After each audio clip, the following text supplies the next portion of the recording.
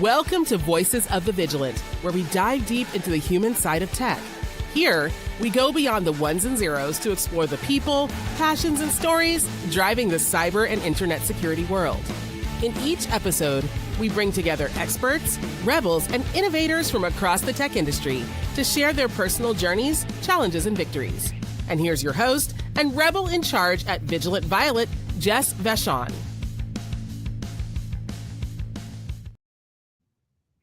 Hello, welcome to another episode of the Voices of the Vigilant Podcast. My guest today is Budiharto, founder of CyberPoint Advisory LLC. Didi, so happy to have you on my podcast. Welcome. Thank you, Jess. I've been excited joining you in this podcast. Yeah, I know. We've known each other for a few years, and you're an extremely busy person, so I'm glad we could connect and get you on the podcast. I know you, but our listeners may or may not know you. Why don't you tell them a little bit about yourself, what you're up to right now, and a little bit about your background. Sounds good. Thank you. Yeah, so I go by Didi Budiharto. My legit name is Katarina, but as cybersecurity, you always have a alias, and mine is so simple, capital D, small d. And I'm basically the cybersecurity equivalent of a Swiss Army knife, but instead of opening cans, I'm closing security gaps. By day, I'm a fractional CISO bouncing between a one-person doctor's office and global oil and gas company, because I learned that hackers or bad actors, I shouldn't say just hackers, bad actors, they are equal opportunity troublemakers. They don't discriminate their victims. So I'm on a mission to defeat those cybercriminals one hack at a time, like some sort of digital superhero. My cape, is like a two-factor authentication or multi-factor authentication. But I have a superpower, which is I'm able to convince people to start doing cybersecurity hygiene. Like, hey, let's change your password. Let me help you do that. I spent years as a CISO in global oil and gas company, where protecting critical infrastructure is at a different scale and level. It's like herding cats. There are politics involved. There's a budget restriction, all the cultural elements of it. But then at the end of the day, from the outside, I learned, someone told me, gave me the feedback that cybersecurity is so mysterious. It's so intimidating that only tech elite can understand. So I decided to form a community-based meetup last year called Cybersecurity Circle. This is where everyone coming from complete beginners, don't know anything about cybersecurity, to seasoned pros, where we all can learn together. I want to turn everyday people into cybersecurity warriors, because let's face it, we need an army, not just generals, not just CISO like us. So my goal is to make cybersecurity as normal as locking your front door. I mean, we've seen many establishments, even our house Wi-Fi broadcasting, saying that, hey, free Wi-Fi here. And I wanted to change that. So yeah, let's buckle up. We are going to make cybersecurity accessible, relatable, and oh my gosh, I love the F word, fun. I want it to be fun, not intimidating. So that's me. Okay, I wasn't sure which F word we were going for. It's all good. Fun. You said cussing is welcome, so I was going to do yes. Yeah. So a lot to unpack there. If I heard correctly, you were a CISO for oil and gas companies, and now you're a fractional CISO. That's the first part of what I want to concentrate on. So, having been on both sides of that CISO dynamic, What are your thoughts, in-house versus fractional? What do you see as positives and negatives, or maybe instead of positives and negatives, the challenges of each of those? Okay, no, very fair. Many people think, including management, think or believe in their mind, have an idea that CISO is a unicorn, that they can do everything. They can just spread their magic pixie dust and then boom, and all the cybersecurity threats and problems are solved. So even as an internal CISO, they need help. I have been a CISO in 3 oil and gas companies.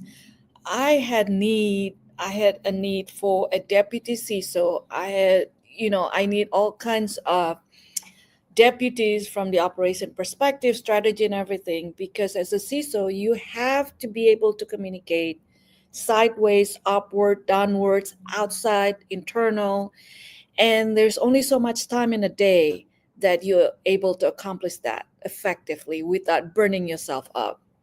So even as a fractional CISO in a global oil and gas company, I'm helping the current CISO with the execution of the some of the projects, because I'm bringing in my expertise and experience as a CISO from a different oil and gas companies, so we actually complement each other. The decision making is still at the CISO level. I'm here to execute and pointing out and putting the perspective, hey, this is not how we're going to report to management or to the board, or this is not how the business is going to accept the proposed change that we're trying to push. So that translates into, yeah, challenges. CISO can't do everything, being a strategies, being operational, and being a strategies. They need help. And so the opportunities as a fractional CISO is to help in those areas.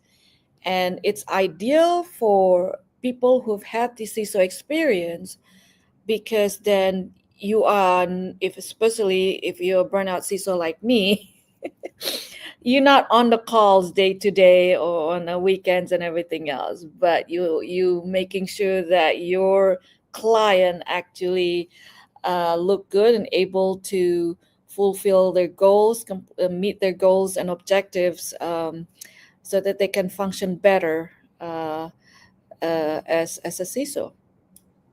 Yeah, I think you have some great observations on that whole difference between the in-house and the fractional CISO and the benefits the fractional CISO brings. I know as a CISO myself, with all the demands you have on you, it's hard to keep all the information coming in that you need about common threat vectors, tools, the evolving IT infrastructure, and to be doing the management, the protection, and the innovation all at the same time. So I wonder, and I'm going to ask you as the fractional CISO, like, do you find that being in the fractional role gives you more time to do all that knowledge development, initiative development, research that you might not have been able to do when you were in the permanent CISO position? Very good. So I forgot to mention that. That's a very good point, because as a fractional CISO, I don't have to deal with the admin of meetings, doing performance management and everything else. So yes, I'm now able to do more research, more initiative development, like you were saying, more outreach, more talking to the people executing, connecting the dots. For that reason, because that admin responsibilities are removed from the fractional CISO perspective. I wanted to add to, I don't want to leave behind the other side of the enterprise level businesses, because that's one of the reasons I also became a fractional CISO, because I wanted to have the small to medium sized businesses, because they can't afford a full-time CISO. Since I'm mission driven, my objective is to defeat cybercriminals. I don't want cybercriminals to win. So I want to make sure that, again, the one person doctor's office that I'm helping, Uh, I don't want the cyber criminal to get a hold of her patient's data and whatever information they're looking, or even infiltrating the payment process.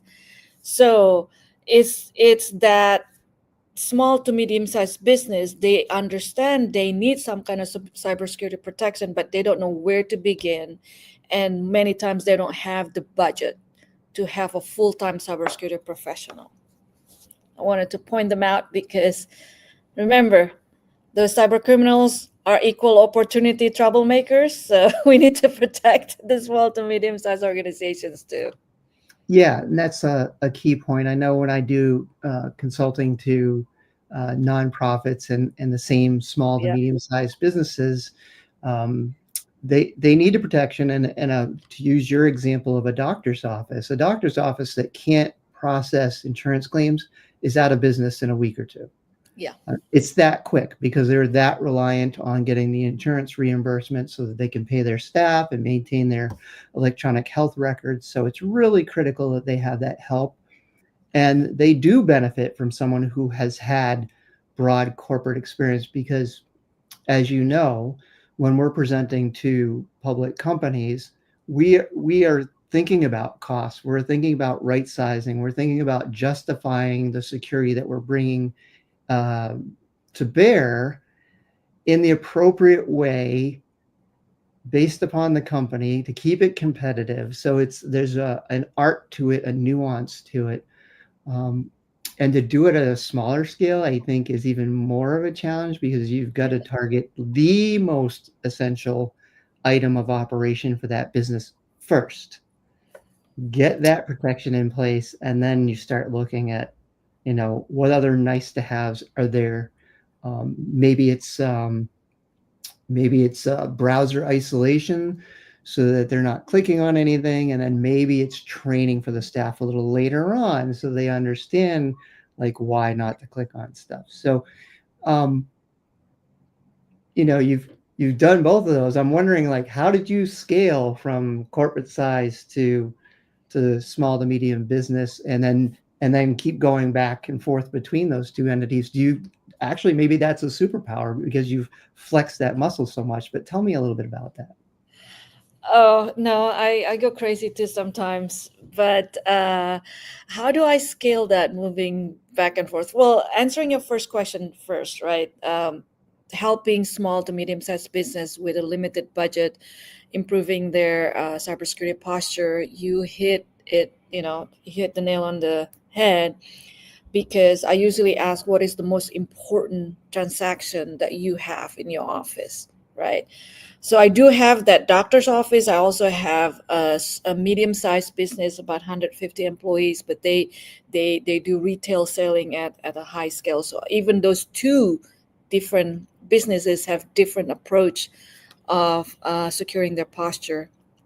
Yeah, so there's no cookie cutter, and like you said, though, luckily, having had the experience having to manage and cut budgets and everything else to maintain a cybersecurity operations, I kind of have that playbook in my head. For this small business, one person operational, I need to focus on third party first, because sometimes they can't even articulate what they need, right? So you have to have that conversation. What they're not sure, usually in the doctor's perspective, is I don't even know whom I'm dealing. I don't know when an email comes in asking for me to pay an invoice or insurance, dealing with that. It's real or phishing, things like that. Uh, Again, there's no cookie cutter for that. We start with the third party risk management for that one. And then whereas for the medium sized business, I started with the business impact analysis. Even before going into, Didi, I need everything. Now let's just figure out business impact analysis. What is your highest priority?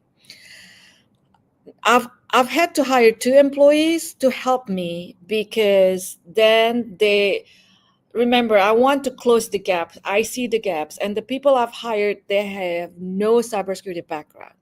So I'm still in front of the clients, documenting my interviews and everything else, and I'm training my employees to document them in a playbook manner. So they learn, they get exposures, they get to, in a way, hands-on. We're not doing anything technical. We're not doing scanning. We're not doing any pen testing because they don't need it at this point. So yeah, it's luckily the small to medium-sized business are less stringent in terms of schedules. I'm the one who's very much, I need to get this done, more competitive towards myself.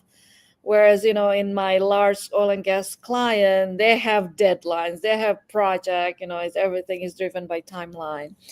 So I've been fortunate to be able to scale the schedules and the resources and everything that way. It's quite flexible on the other side. Yeah. I like, and I can't quote it exactly, but you just said it. I think it had to do with scanning. We don't do it for them because they don't need it at this time. And I think that is such a key part of what a CISO brings to the table, is knowing what is needed and when it is needed. We are approached so often by vendors in the security space saying, well, you need this and you need this and you need this. Well, that's not necessarily true. If you looked at corporations as this one entity and said every corporation should have X, Y, and Z, well, sure. But in reality, we as the CISOs, we have to become the experts in the business, which you're doing, and understand what is appropriate. And we do that at scale. It doesn't matter if it's a one-person company or if it's a 10 or 20,000 person company. It works the same way. So I love that you're able to scale it depending on your client and bring them just what they need. I'm sure that's something that they deeply appreciate. And that's the value of the CISO as the advisor. I'm glad we've had such a big discussion on CISO and fractional CISO. I see them as one and the same. Whereas some people in our industry say, well, fractional CISO doesn't have the same investment in the company. They're not in the fire. I think you've proven that is a falsehood, that you do. I mean, essentially your business survives on delivering on your commitments to those companies. And you live and die by the success of multiple clients instead of one client. So for those of you out there who wonder where I sit, I look at fractional CISOs as the same thing as a CISO. It's the same skill sets. It's the same advisory services. It's the same challenges. And if you don't perform, whether you're a fractional CISO or an in-house CISO, they find someone who can perform. And performance isn't just based on the protection. It's based on how smart you are in terms of the money that the business has to invest in cybersecurity. Because at the end of the day, they need to generate revenue. They exist to generate that revenue. Exactly. Oh, you articulated better than I did. Good. I got to listen to you, the expert, and just summarize it a little bit. You touched earlier upon the Cybersecurity Circle initiative, which I think you started and championed, which blends beautifully with what you're talking about just in the services you provide to companies. Is you have to be able to talk up and down and sideways and scale your conversations to those that have a lot of knowledge about cybersecurity and those that don't have any. Tell me about your passion for starting that. Tell me about how that feeds your soul. Whew. How that feeds my soul. Back to being at the enterprise level, CISO at enterprise level, when I had my security clearance, I got the briefing from the FBI or all the three-letter agencies about threats and intel against our critical infrastructure. And then at the same time, I also have a very dear friend whose mom was scammed for $850,000, okay, through cyber means. And the mom was too ashamed to share it with my friend who is also in cybersecurity. And here I was living in the two worlds, enterprise and then my friend's mom's story I just said we have to do something about it. At the end of the day, we are being targeted by these cyber criminals. And but who is actually gathering the community on the personal level to make sure that our vulnerable population is immune, get the immunization from all these scammers. So anger started fueling me first. How about that? The fact that, hey, she couldn't get any of the money back. She reported it to the law enforcement and everything. So it started with the anger. And then I said, how do I channel my anger to be more productive? So I decided to say, okay, I need to build a community.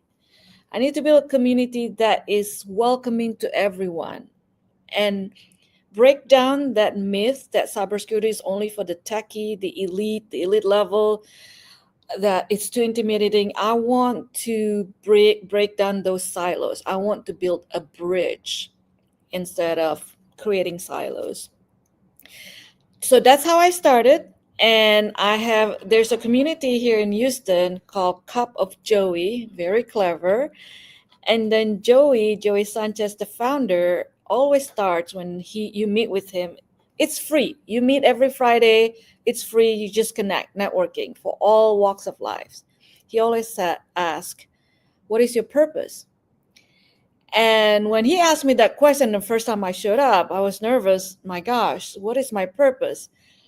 But since I was still angry from my friend's mom being scammed, I just said, I want to defeat cyber criminals. I just kind of stopped him. He said, yeah, let's do it together. I'm going to share my platform. You can have your sub community here within my big circle, the Cup of Joey, whatever you want to call it. Have the meeting at the same time. We will support you. So that was about a year and a half ago. And the cybersecurity circle has been growing. And yeah, so it's now we have a theme every week, so that through talking about the theme, whether or not it's about phishing, whether or not it's about this upcoming one, security on a string budget, shoestring budget, or whether or not talking about, hey, what's your favorite cybersecurity related movies or books or whatever, we talk about it in the circle, each one of us sharing the information. Now, the byproduct of that is the beautiful networking that they form among each other. They get to know each other. We've had some of the members who came from completely different background, psychology, sales, comedian. Now they are starting to learn more about cybersecurity, and we share resources on, what's free and what's not. So yeah, these cybersecurity warriors are being trained. That's amazing, and you are really making a difference, because you're having the discussions, and there's no like, I know more than you. What I really like is, I like when you post on LinkedIn after you've had the event. There's so many people and they're all smiling. Like, sometimes you see pictures of events and half the people are just like frowning or seem disengaged, but the people that are in the photos that you're taking all seem like they're energized. Like, it comes right through. It must be amazing to actually be there and participating. I wonder, is this something that you think over time can scale out to other communities? And because I think the benefit's probably tremendous, outside of just the Houston area. Yeah, absolutely. I've been asked a lot. A lot of people want to volunteer as well. It's about my time scaling, running a business and multiple clients, right? And then running this cybersecurity circle. Absolutely. Yeah, it's in the book. I just don't know when yet. I do need to take care of myself as well, to take a breather, and then so that I can visualize how we want to take it together. Yeah, I'm looking into that. but I'm open, not but, and I'm open to ideas. I'm open to people who want to do it in other areas. Absolutely. All right. Well, great. So at the end of the podcast, we'll tell people how to get a hold of you, and hopefully people who are listening will reach out, and it won't just be something in the US, but maybe people across the globe who are listening will decide that they want to find out how to do this locally. And again, I think it's something that's just wonderful. When we first met a few years ago, I think there was a few of us, and we kind of told our backstories. And I found your backstory just fascinating and inspiring. So I'd like to put you in the Wayback Machine and have you tell everyone about your college and how you started out and how you got to where you are today. Yeah, that is I need to get to the time machine then. College seems so long time ago. Yeah, I came to the States in 88, graduated from high school.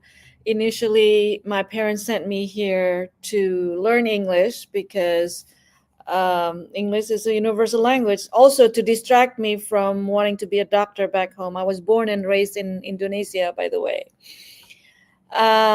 Anyway, so I came to the States. Abbreviated version is I didn't speak English.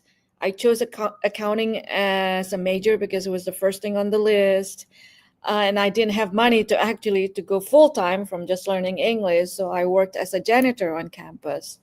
So that was my story. But I promised to be the best janitor on campus, and I did. And then fast forward, I did not want to go home after graduation because that would have meant to get married. I was not ready. So I decided to go to graduate school. So I went to DC to get my master's of accountancy again because I really didn't know what I wanted to do. Now, that was actually the launch pad for my career path to what becomes cybersecurity now. When the public aid accounting firm were doing their campus recruiting, one of them asked me what I wanted to do. And I said, well, I have an accounting co-op job, cost accounting, calculating hospital beds, square footage, and everything else. I said, I don't like it, but my colleague always asked me to help them with computer. And I love doing computer things, but I really don't know anything about computer. So I wanted to combine computer and accounting together. And the partner said, oh, we have just the right position for you, the right role. It was called EDP auditing, which I had no idea what it was. As you and I probably know, that EDP word is the precursor of IT. It's electronic data processing. It was pretty much IT audit, but since IT word was not even used yet, Right. we were still in the mainframe environment then. So that's how I learned about security controls from the audit perspective. Fast forward, auditing became too boring for me. Not in the sense that because I just felt we needed more. I always saw a gap, when we were doing audit, because what I noticed that people would do their just enough to pass the audit, but it did not equate to security. So I saw that gap. I said, okay, there's got to be something on the other side, how we can actually develop the security controls to do the right thing versus just to meet the audit requirement. So I moved on to become an information security analyst for Halliburton at that time. And so that's how I started in my oil and gas journey. That also, it was the first formalized cybersecurity or information security department that they created. And within that role, I did many things because, when you pioneered the program with the CISO. The CISO was also the first time to be hired there. You pretty much did everything. You have to learn everything from the technical to all the way to security awareness. And as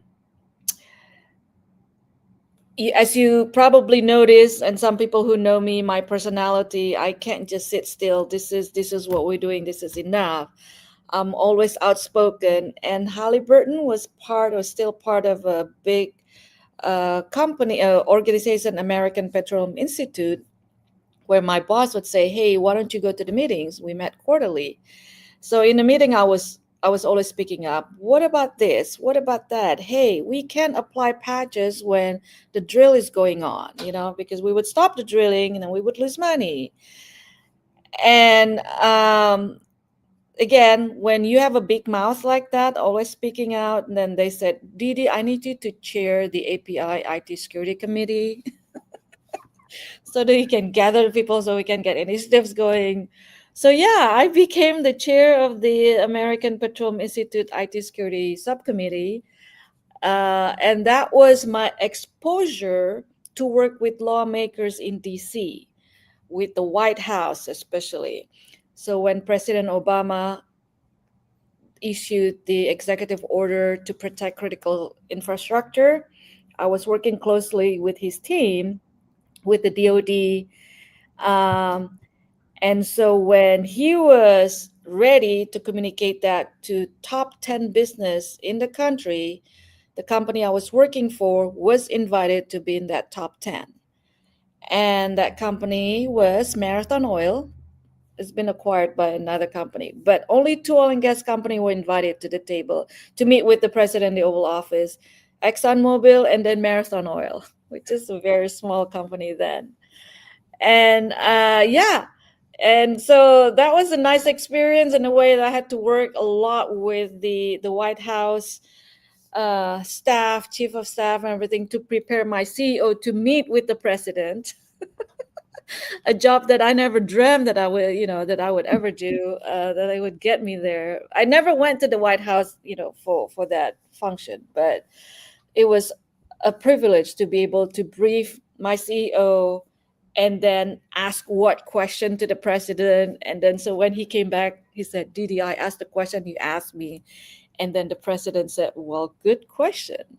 So the question was, ask the president, what is the definition of critical infrastructure? Put him right on the spot. Yeah, of course he did. The president said, "Good question." Yeah, he didn't have the answer, even though it was the executive order that he issued, right? Yeah. So since then, I've been recruited to be CISO for multiple different oil and gas companies. But this is what I want to bring to the personal level, right? I'm human. I'm a mother of 2. My mother lives with us, and my husband. We had to juggle our career initially when I started with, when I left the public accounting firm, started with Halliburton. My husband went back to school, so he could be the breadwinner, and I could stay home because we had our first child then. So I could stay home, become a stay-home mom. That's what I wanted to do then. And it didn't happen. The universe had different plans. So my career kept going up and was so demanding with all this White House involvement and everything else. So he decided to be the one to back off with the career and taking the kids to all multiple, the doctor's appointments, sports, whatever, all the extracurricular activities. So when I had reached the position of I've been a CISO 3 times, the pandemic happened. My kids were going through hard times transitioning. One was in high school, one is in middle school. I didn't want to do CISO job anymore. So I took a job as the number 2, as a chief security architect, where I didn't have to be on the call 24/7. So the last 2 companies before I started my own firm, I was not a CISO. I was a cybersecurity architect. Let me tell you, the ego hurt. When you always been on the number one spot. All the vendors always wanted to talk to you. All this facade that being a CISO is, top of the world, the best of the best. But and I made a conscious decision not to become a CISO. So I had to get my ego down, to talk it down, say, hey, remember, we're doing this together. My ego and I, Right. that this is for the family. This is not about what the people view us. It's about myself and my family. And so that kind of it was a good humbling experience. Another humbling experience then when I decided to become a business owner and started my own firm. Now I'm no longer considered a revenue generator by vendors. So I got uninvited from all these invitations that I've been invited to. Literally, I watched it getting uninvited. But by then I had matured enough. Now I belong to the We Do Not Care Club. I love it. I don't work for you. You cannot invite me, but I work for myself and for the mission, right? The mission is I want to defeat cyber criminals.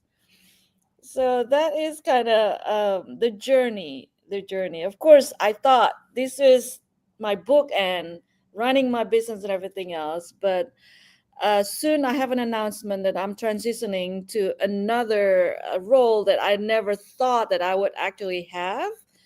Again, I want to announce it later, but yeah, my point and my message is don't stop at your career because that's what you think you're going to do. Be open-minded. If the universe wants you to keep growing, be flexible, move with the flow, keep reinventing yourself. Another way of saying it too is future-proof yourself, right? Because at the end of the day, all of us are just numbers. No matter you may be the number one in the company, but when the board or stakeholders decide to say, we don't like you anymore, you don't fit with our mission anymore, you're going to go. But since we're not number ones, we don't make that much money, we need to make sure that we have our cushion. We don't have the golden parachute, but we build our own cushions. So that's what I mean by future-proofing yourself against all this unknown in your career journey. Yeah, thank you for sharing that, because I think it's important for individuals in information security, regardless of where they're at in their career path, to understand how, one, that it's an evolution, it's a marathon, not a sprint, but also that you can have an impact at every level. And if you are confident enough in yourself, sure enough in yourself and your abilities, that you can, just by showing up, participating, influence the options for your career, which, in addition to that, as you pointed out, grant you allowances for how you want to live your life. And I'm glad that you touched upon that, because I think for a lot of people, it's important for them to understand you can have your professional career and you can have what you want for your family life as well. And that you don't necessarily have to make compromises, but you have to adjust your flow. So sometimes it's more towards the professional side and sometimes it's more towards the family side. I'm personally one of those people that thinks that, you work to live, not live to work. So it's good to hear how you balance that. But I work with so many people that are starting out from different careers, or they're just coming out of college, and they're like, I don't know how to make a living, I don't know how to get started. And it's any way you can. It literally is any way you can. Do what you can, do the best at what you can. People will see that value that you bring to the table, and then you'll start to get those opportunities. And when you get those opportunities, make the most of them. So your story just encompasses that whole thing. And I know at some point after the podcast, people will get to see more of your story, and hopefully that just continues to inspire them more than what you've just shared with us. So I can't miss this because I assume a lot of people are going to listen to this episode because of one thing that we kind of promoted, which is that we don't scare you. Why don't we scare you? Yeah, you don't scare me because my mother lives with me. My mother is full of wisdom. I mean, if we're talking about, I was just trying to see, the wording, the relatability, like social engineering, right? Oh, we're so afraid of being social engineered. I think my mom invented social engineer. She had so many ways to manipulate me, to be scared of her, to be, to do my chores, and when I said a lie, she would just spot it immediately, and so at the end of the day, it's about grounding myself, right? Whenever I feel arrogant, on top of the world, or the opposite, scared and despaired and everything else.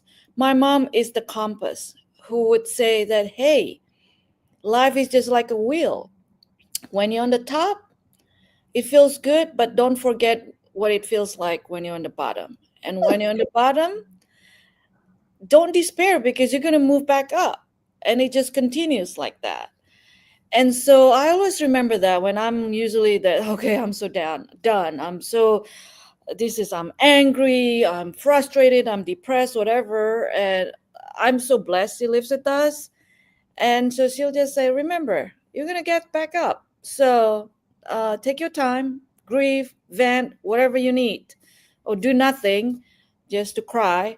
But you're going to get there. So that's one of the ways that she always grounds me.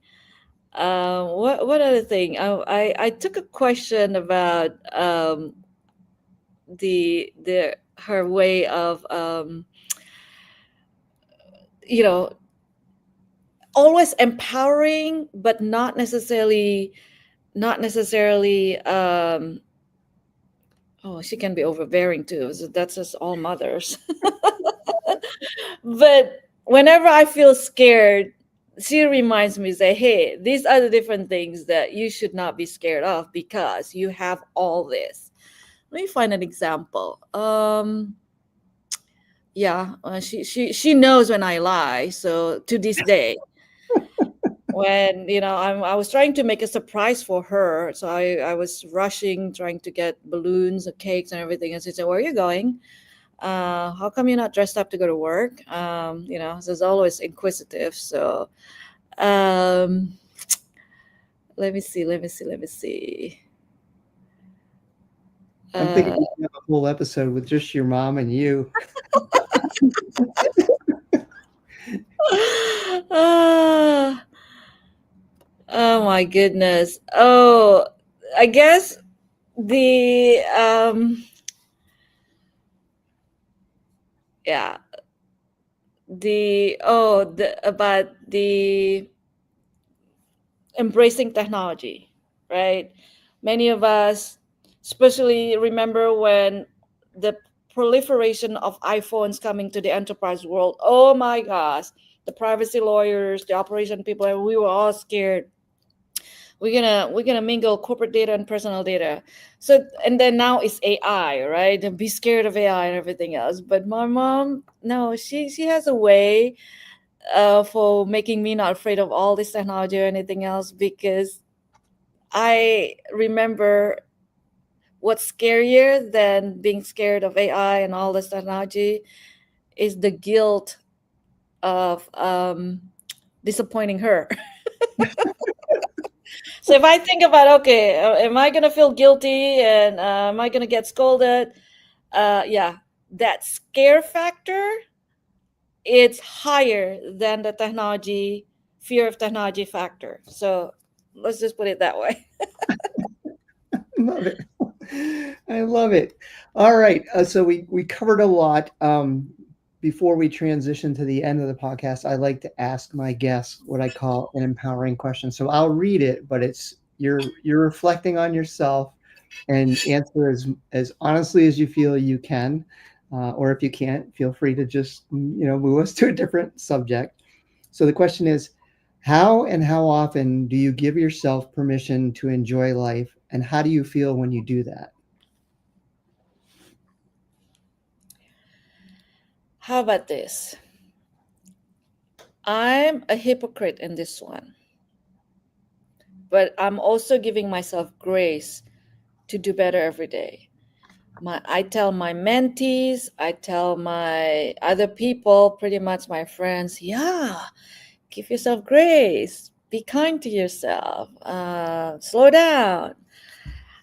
I have not, unless I put intentionally on a sticky note, do nothing, I don't do that. So I need a little reminder visually to manifest my goal. One of them is do nothing, because I'm naturally restless. How often do I do that? Not often enough. And so I don't mind being reminded by other people, hey, have you done do nothing yet? So, yeah. Yeah. And I think that's important. I think all of us have to put that onto our own personal schedules, because our lives these days are so fast and so furious, and things change so often that we don't take the time to smell the roses, and we don't take the time to appreciate the path that we're on. I think we don't want to regret, we get to the end of our path and say, oh my, I missed all those opportunities to be present. So that's good advice that we got from you. Thank you. Well, thank you for being my guest today. Folks, if you like the podcast, please subscribe and rate it in your favorite podcast app. When you do that, it helps to support the program and helps me bring inspiring guests like Dee. So thank you for listening to this episode. Until next time, everyone. Bye-bye. Bye. Thank you for listening to this episode of Voices of the Vigilant. If you liked what you heard today, please subscribe and leave a review in your favorite podcast app. For a copy of the transcript, to follow Jess, to apply as a guest of the show, or to learn more about services from Vigilant Violet, please visit vigilantviolet.com. Until next time, stay vigilant.